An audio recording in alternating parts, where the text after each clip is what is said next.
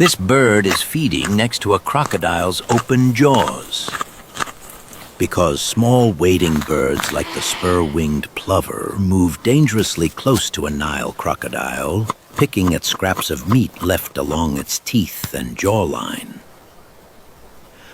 Along Africa's riverbanks, the crocodile lies still, its mouth agape to release heat, not to invite guests. Yet the bird advances with precise, deliberate movements, feeding millimeters from a lethal bite. And the crocodile does not react, not out of cooperation, but because the effort of striking outweighs the reward, making it a high-risk opportunity for the bird and at most an incidental benefit for the crocodile.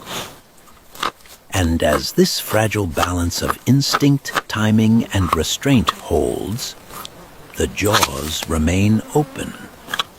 Because